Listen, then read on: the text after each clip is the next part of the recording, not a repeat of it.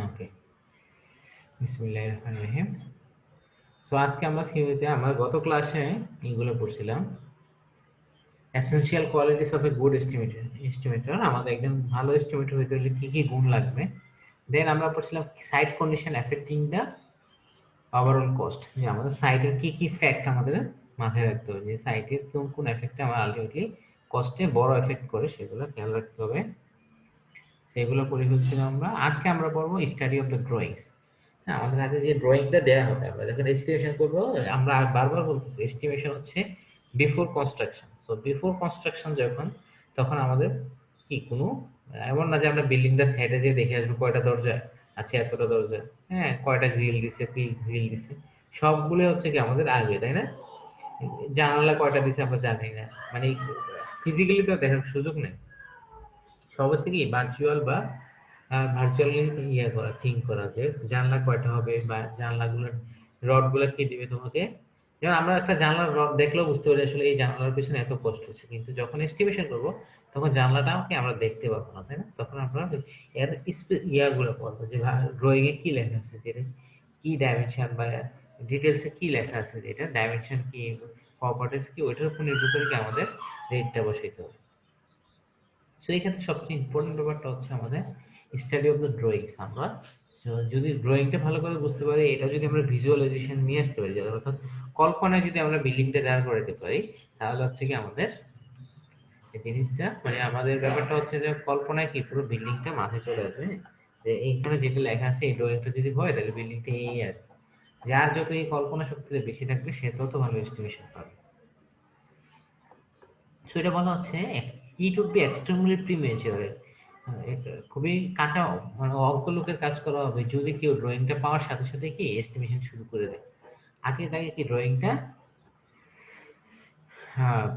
Think করতে হবে, হ্যাঁ, ইফ অ্যান্ড তো আগে পুরোটা ড্রয়িং থিঙ্ক করতে হবে বা ড্রয়িংটা দেখতে হবে। It would be extremely premature if an attempt were to be made at the thinking on immediately on the receipt of the drawing পাওয়ার সাথে সাথে কি থিঙ্কিং শুরু করা যাবে না, আগে ড্রয়িংটা কি দেখতে হবে, হ্যাঁ।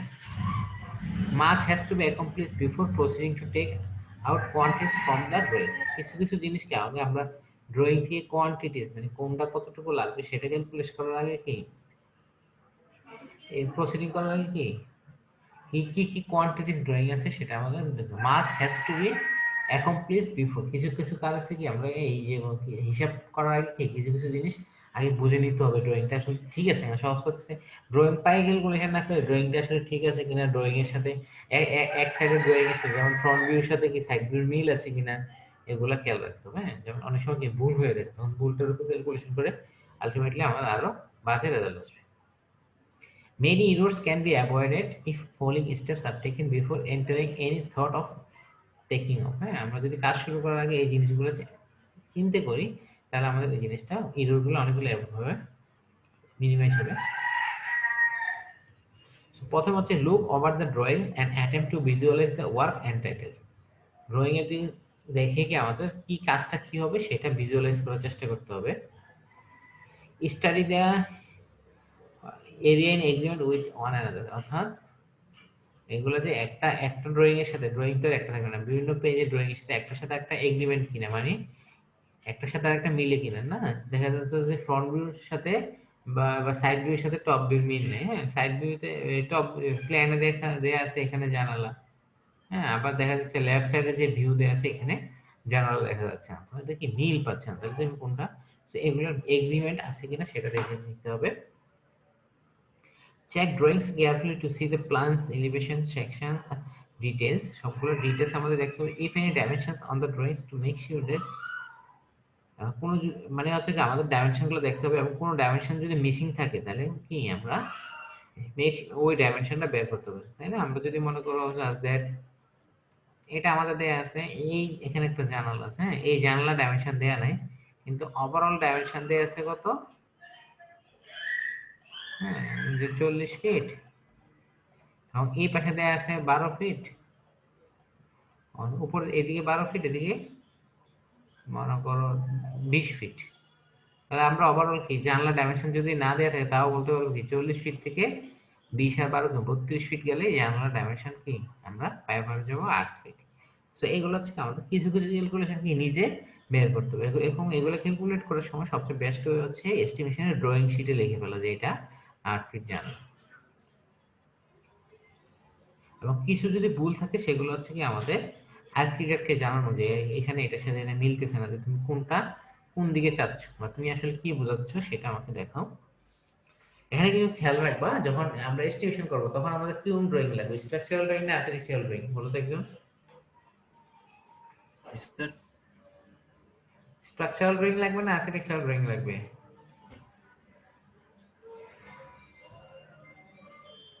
আর্কিটেকচার। দুইটাই লাগবে, হ্যাঁ। স্ট্রাকচারাল ড্রয়িং এ থাকবে কি কয়টা রড লাগবে, কলাম গুলো ডাইমেনশন কত, হ্যাঁ, বা কোন স্ট্রেংথের কংক্রিট হলেই তো হবে না, তুই কোন স্ট্রেংথের কংক্রিট, কোন মানে কংক্রিট লাগবে, হ্যাঁ, রডের ডায়া কত হবে, এগুলো থাকবে স্ট্রাকচারাল ড্রয়িং এ। আর আর্কিটেকচারে থাকবে কি জানলা টানলার পজিশন, জানলা দরজা জানলার পজিশন গুলা, এগুলা বেশিরভাগ থাকবে কি আমাদের আর্কিটেকচার, জানলাটা কোথায় হবে বা কোথায় এই কোন ইয়ে দিবে, পেইন্ট দিবে, এবং কোথায় কি ফলস সিলিং কোথায় দিবে, এইসব জিনিসগুলো যেগুলো নন স্ট্রাকচারাল এলিমেন্ট সেগুলো থাকবে আর্কিটেকচারাল ড্রয়িং। তো আমাদের আলটিমেটলি কি দুইটা মিলেই কাজ করতে হবে। মিসিং ডাইমেনশন গুলো আমরা কি ওয়ার্কআউট করার চেষ্টা করব। আর আর সবচেয়ে মনে করো ডাইমেনশনও নাই, হ্যাঁ, আমাদের একটা ড্রয়িং দেওয়া আছে এটাতে ডাইমেনশন দিয়ে একটা মিসিং, কিন্তু বলে দেওয়া আছে কি মনে করো এই সাইডটা 40 ফিট দিয়ে বলে দেওয়া আছে, এবং বলা দেওয়া আছে কি ড্রয়িংটা আমরা জানি অটোকেটে যদি করি আমরা ড্রয়িংটা একটু স্কেল করতে পারি, হ্যাঁ। তো আমরা ড্রয়িং শিটে দেখবো যে এই ডাইমেনশনটা মনে করি এই ডাইমেনশনটা আমাদের দরকার, হ্যাঁ। এখানে একটা ওয়াল দেওয়া আছে, ওয়ালের ডাইমেনশনটা নাই, কিন্তু দেওয়া আছে কি ওভারঅল এই রুমের লেন্থটা কত, বা এই জায়গার লেন্থ হচ্ছে 40 ফিট। তাহলে আমাদের সবচেয়ে লাস্ট হচ্ছে স্কেলিং করা, যে দেখলাম যে খাতায় এটা 20 ইঞ্চি দেখা যাচ্ছে, ড্রয়িং শিটে মনে করো এটা 10 ইঞ্চি, হ্যাঁ। ড্রয়িং আমাদের যখন প্রিন্ট করবো দেখতেছি এটা 10 ইঞ্চি দেখা যাচ্ছে। সো তার নেন যদি 10 ইঞ্চি হয় তাহলে সে হয় কত 40 ফিট, তাহলে 1 ইঞ্চিতে কত 4 ফিট। তো আমরা এটা আবার কি স্কেল দিয়ে মাপবো, এটা যদি দেখি যে 2 ফিট 2 ইঞ্চি তাহলে আমরা বলতে পারবো এটা কত 8 ফিট। হ্যাঁ, স্কেলিং করা মানে ড্রয়িং এর ডাইমেনশন সবসময় মিসিং করে যায়, তখন হচ্ছে কি আমাদের স্কেলিং করতে হবে। বুঝতে পারছি? Sir okay. তারপরে আমাদের এস্টিমেশনের সবচেয়ে বড় উপাদানটা হচ্ছে বিল অফ কোয়ান্টিটিস বা বিওকিউ। তোমাদেরকে অনেক সময় ভাইভাতে জিজ্ঞাসা করতে পারে যে বিওকিউ কি, হ্যাঁ।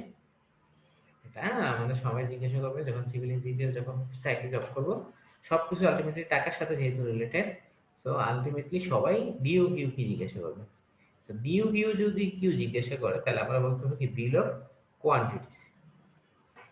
এখন বিল অফ কোয়ান্টিটিস কি, এখানে একটা উদাহরণ দিয়ে বোঝানো হচ্ছে, যদি মনে করো আমি একটা টেবিল কিনতে যাবো, এখন যদি আমি দোকানদার কার্পেন্টারকে দ্যাট ইজ কাঠমিস্ত্রি যাই বলে আমাকে একটা টেবিল দাম কত, সে কি উত্তর দিতে পারবে?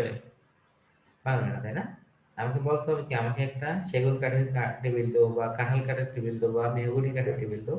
সো আমাকে কি এটা বলতে হবে, হ্যাঁ। শুধু এটা বললে হবে না, তারপরে কি করতে হবে আমাকে ডাইমেনশন বলে দিতে হবে, যে আমার ডাইমেনশন যে 4 ফিট বাই 5 ফিট বা 4 ফিট বাই 3 ফিটের টেবিল।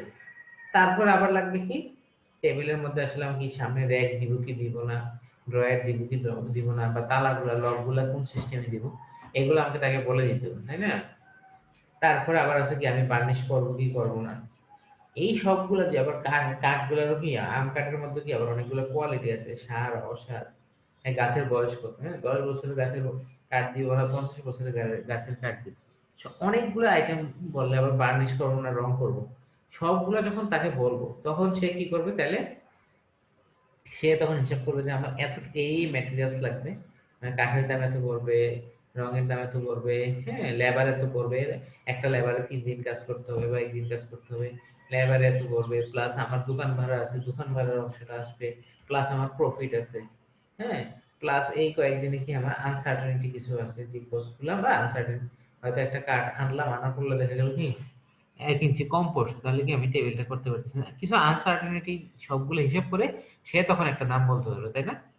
শুধু আমাকে একটা টেবিল তো বললে কি দোকানদার দাম বলতে পারবে না। সো এই যে বর্ণনাগুলো আমি যে কতগুলো কথা বললাম, এই বর্ণনাগুলো আসলে কি টেবিলের স্পেসিফিকেশন, টেবিলের বর্ণনা, হ্যাঁ, যখন এই যখন থাকবে তখনই এই আমি যদি স্পেসিফিকেশন একটু চেঞ্জ করে দিই দাম কি অনেক চেঞ্জ হয়ে যাবে, অনেক চেঞ্জ হওয়ারও সুযোগ আছে। যেমন কি আম কাঠার টেবিলের জায়গায় যদি বলে আচ্ছা ঠিক আছে আমার এখন আমাকে সেগুন কাঠের টেবিল দাও, তাহলে কি দামটা চেঞ্জ হয়ে যাবে। সো এই জিনিসগুলো আমাদের খেয়াল রাখতে হবে। সো এগুলো এই যে বর্ণনাগুলা আমাদের সব সময় কি রেটের আগে কি আমার স্পেসিফিকেশন ঠিক থাকতে হবে। এখন কেউ যদি বলে আমার একটা বিল্ডিং করে দাও, তাহলে এবং সে যদি না বলে কিভাবে বিল্ডিং করবে, তাহলে কি কন্ট্রাক্টর কি ইচ্ছা মতো বিল্ডিং করে ফেলবে না? বা বিল্ডিং কেন, তোমরা মনে করো যাদের মনে করো কোনো কিছু নয়, ছোট একটা কাজ, যে ফ্লোরটা ঢালাই করে দাও, এই ফ্লোরে সিমেন্ট আর মিলে দাও, সিমেন্ট বালি আর কংক্রিট মিলে ঢালাই করে দাও, তাও কি তাকে স্পেসিফিকেশন বলে দিতে হবে যে এই রেশিওতে কি বালি সিমেন্ট দিও, কংক্রিট দিও, নাহলে কি করবে সে তার ইচ্ছে মতো দেবে। সবাই তো প্রফিট চায়। সো আমাদের এখানে আইনি যে বাধ্যবাধকতা দেয় যে আমরা কন্ট্রাক্টটা যখন ফাইনাল করব তখন হচ্ছে কি তার স্পেসিফিকেশন অবশ্যই লাগবে, স্পেসিফিকেশনের উপর নির্ভর করবে জিনিসটার দাম কত। এখন মনে করো তুমি কন্ট্রাক্টরকে বলো যে তোমাকে যে একটা কাঠের দরজাই দিতে, তো তুমি কাঠের দরজা দেওয়ার আগে কি কাঠের দরজার কাঠ, বার্নিশের কোয়ালিটি, ডিজাইন সবগুলো কি ফিক্স করে দিবে, সাইজ সব ফিক্স করে দিবে। যখন তারপরে যে কন্ট্রাক্টর যখন দিবে, যে তুমি যে বলো না আমি যেটা বলছি এটা দিচ্ছ না, তাহলে তুমি এখন তখন কিভাবে তুলনা করবে, তখন তোমার হাতে যে স্পেসিফিকেশন, লিখিত স্পেসিফিকেশন থাকবে যে আমি এই চাইছি, এইভাবে তুমি কি এত টাকা দিয়ে দিবা। তখন তুমি যদি বলো না দাও নাই, তাহলে তুমি কি লিখিত এটার সাথে কম্পারিজন করবে যে এটা হয়েছে কিনা। সে যদি মনে করো তুমি সবকিছু করলা ডিজাইনের, মনে করলা যে বলো যে এখানে একটা ফুল দিতে হবে, হ্যাঁ, একটা ডিজাইনের ফুল দিতে হবে, নকশা দিতে হবে, কিন্তু নকশাটা ফাইনালাইজ করলা না, সে একটা যে কি একদম সবচেয়ে কম দামে একটা নকশা বসে দিবে, তোমার কিছুই করার থাকবে না। হ্যাঁ, তো বা মনে করো তুমি সব কাঠের সবকিছু দিলা, কাঠের দরজাটা কয় ইঞ্চি আর কয় ইঞ্চি থিকনেস হবে, কাঠটা কতটুকু মোটা হবে এটা লেখো না। সে তোমার জিনিস দিল, দেখা যাচ্ছে তুমি সেগুন কাঠের বলছো, সেগুন কাঠ দিল, প্লাস্ট বার্নিশ করলে 1 নাম্বার বার্নিশ সবই ঠিক থাকলো, তুমি ভুলে কি করলা, অজ্ঞতার কারণে কত দরজাটা কতটুকু মোটা দিলে না। হ্যাঁ, কল্পনা করছো তোমার দরজাটা 1.5 ইঞ্চি মোটা, তো সে আইনা দেখলা যে 1/2 ইঞ্চি দিছে, তখন তুমি বলতে পারবে না যে আমি এটা রিসিভ করবো না। কারণ কেন বলতে পারবে না, কারণ হচ্ছে তোমার লিখিততে এটা নাই। সে তাকে কি তুমি লিবার্টি পেয়ে গেছো, সে স্বাধীনতা পেয়ে গেছে। সো স্পেসিফিকেশন যত ভালো হবে, যত একুরেট এবং ডিটেলস স্পেসিফিকেশন করতে পারবা, ততই কি তোমার কাজটা আদায় করতে পারবা। বুঝতে পারছেন? জি স্যার। ওকে। এবং যে মনে করো তুমি একটা টেন্ডার ডাকলে, হ্যাঁ তুমি এই দরজাটাই মনে করো যে বলো যে আমাকে কে কে সাপ্লাই দিবা, আমার 100টা দরজা লাগবে, কে কে সাপ্লাই দিবে। এখন তো 10 জন সাপ্লাই দিতে চাইলে, হ্যাঁ, সব তুমি কাকে দিবা, যে কম দামে দিবে, বাট স্পেসিফিকেশন মানবে এবং কম দামে দিবে। এখন যদি তুমি মনে করো যে এই থিকনেস দাও না, তাহলে কি এক একজন এক একটা থিকনেস কল্পনা করে কি তোমার কাঠের দাম দিবে, আলটিমেটলি কে সবচেয়ে কম দিবে, যে সবচেয়ে কম থিকনেসে কাঠের দরজা দিচ্ছে, তাই না? দেখা যায় ধাক্কা দিলে কি দরজা ভেঙে যাচ্ছে। সো এই যে স্পেসিফিকেশন গুলা, it forms a common basis for competitive tendering which is necessary to obtain a reasonable value for consideration। হ্যাঁ, মানে আমাদের এটা একটা রিটেন ভাবে কি আমাদের কম্পিটিটিভ, মানে আমাদের এখানে যে কম্পিটিশনটা সেটা ঠিক ফেয়ার কম্পিটিশন হয়ে থাকে, যে সবাইকে এক কথা বললাম। It forms in itself a basis rates for measured work which can be used to contract for valuation and various final account। So এখন এক সময় দেখা যায় কি আমি বললাম যে আমার এখানে মনে করো 1 লেয়ার ইট ফেলো, হ্যাঁ, ভালো কথা 1 লেয়ার ইটের সে রেট দিয়ে দিল যে প্রতি এসএফটি এত টাকায় একটা কন্ট্রাক্টর ফলাবে। কিন্তু দেখা গেল কি আমার মনে করো আমি 200 এসএফটির কথা বললাম, কাজ শেষে দেখা গেল কি 220 এসএফটি হয়ে গেছে। আমি মুখে মুখে বললাম না এই জায়গাটা বাড়াও ওই জায়গাটা বাড়াও। তাহলে আমাদের কি স্পেসিফিকেশন যদি ফিক্স থাকে, তাহলে আমি কি তার রেটটা ইজিলি ভাবে দিতে পারবো যে ঠিক আছে তোমার এডিশনালি এতটুকু হচ্ছে, ভেরিয়েশনটা যেটা আসছে মনে করো আবার আমি বলছি আমার 6 ইঞ্চি বালি ফেলাবা, কিন্তু দেখা যাচ্ছে কোনো কোনো জায়গায় 10 ইঞ্চি বালি লাগছে ফিল্ড রিকোয়ারমেন্ট অনুযায়ী। তখন তো কন্ট্রাক্টর একদম কি আমার জায়গায় এসে কন্ট্রাক্টর নিজে মাতবরি করতে পারবে যে আচ্ছা, ঠিক আছে আমি 6 ইঞ্চি বলছেন 10 ইঞ্চি কেন বালি ফেলাবো। তখন আমি বলবো কি ঠিক আছে আমার স্পেসিফিকেশন থেকে, স্পেসিফিকেশনে যেখানে 6 ইঞ্চি লেখা ছিল তুমি 10 ইঞ্চি দিচ্ছ, এডিশনাল টাকাটা আমি তোমাকে কি দিয়ে দিব। হ্যাঁ, তুমি আমাকে বালিটা ঠিকভাবে ফেলাও। এই যে জিনিসগুলো তো তুমি যদি এখন 6 ইঞ্চি না লেখো, কন্ট্রাক্টরকে 3 ইঞ্চি দিল, কি কিছু করার নেই। সো এই যে কন্ট্রোলটা, সেই কন্ট্রোলটা হচ্ছে কি লিখিতভাবে নিতে হবে। এটা হচ্ছে কি আসলে কে জিতলো কে হারলো চেয়ে বড় কথা হচ্ছে কি আমার এটা ফেয়ারলি কাজ হলো, আমিও সেফ থাকবো, কন্ট্রাক্টরও সেফ থাকবে। এবং এটার একটা ব্যাপার হচ্ছে বিল অফ কোয়ান্টিটিস যদি থাকে আমাদের, যে কোনটা কোন স্পেসিফিকেশন কত, তাহলে আমরা হচ্ছে কি ইন্টেরিয়ম পেমেন্ট গুলো, এখন একটা বিল্ডিং যখন করে সে অনেকগুলা পেমেন্ট নেবে, তাই না? মনে করো 100 কোটি টাকার কাজ যদি করে, সে তো 100 কোটি টাকা নিয়ে আসবে না। তুমি বড় কিছু কাজ করলে তখন তুমি কি বিল অফ কোয়ান্টিটিস দেখে বুঝবো যে আসলে ঠিক আছে 10টা দরজা লাগাই ফেলছে, 10টা দরজার দাম কত, আমার বিল অফ কোয়ান্টিটিস এ লেখা আছে যে একটা 5,000 করে, আচ্ছা ঠিক আছে, তাকে 50,000 টাকার কাজ করে ফেলছে। হ্যাঁ, তো এই জিনিসগুলা শুধু তাকে আমি কি 40,000 টাকা বা 30,000 টাকা দিয়ে দিতে পারি, দিয়ে দিল কি 50,000 টাকা আমার এরিয়াতে চলে আসছে, এইটা আমরা কন্ট্রোল করতে পারবো। এখন হচ্ছে স্পেসিফিকেশন কি, এতক্ষণ যে স্পেসিফিকেশন হচ্ছে কি, এত বিল অফ কোয়ান্টিটিজে আমাদের যে ডিটেলস গুলো থাকবে, আমি যে কাঠের যে উদাহরণগুলো দিয়েছিলাম সেটা হচ্ছে কি স্পেসিফিকেশন। এবং যে কোনো ইঞ্জিনিয়ারিং কন্ট্রাক্টের জন্য স্পেসিফিকেশনটা কি মাস্ট। হ্যাঁ, যেমন আমাদের মনে করো কংক্রিট লাগবে, আমরা বললাম যে ঠিক আছে এখানে ছাদে ঢালাই দিতে হবে 6 ইঞ্চি ঢালাই দিতে হবে, 2000 এসএফটির ছাদ, সে সহজে কি ভলিউম বের করতে পারবে। হ্যাঁ, 2000 এসএফটির 6 ইঞ্চি দিয়ে গুণ দিল। এখন কত টাকা লাগবে সেই করতে গেলে, তখন তার লাগবে কি স্পেসিফিকেশন, আসলে কত স্ট্রেংথের আমি ছাত্র চাচ্ছি বা কত রেশিওতে দিতে যাচ্ছি। এখন সিমেন্ট যদি বেশি দেখি আমার রেট বেশি হয়ে যাবে, সো পুরোটাই ডিপেন্ড করবে কি স্পেসিফিকেশনের উপর। সো সে কত টাকা করবে সেটা মেইনলি ডিপেন্ড করবে ডাইমেনশন প্লাস স্পেসিফিকেশন, এটা আমাদের খেয়াল রাখতে হবে, তোমরা এটা করে নিও। হ্যাঁ, আমরা এখন যদি বলি কেন স্পেসিফিকেশন দরকার, কস্টটা নির্ভর করে কি সরাসরি স্পেসিফিকেশনের উপর। আর স্পেসিফিকেশনের মাধ্যমে তো অনেক সময় দেখা যাচ্ছে আমি ফার্স্ট ক্লাস কাজ চাচ্ছি না, হ্যাঁ আমি সেকেন্ড ক্লাস কাজ চাচ্ছি।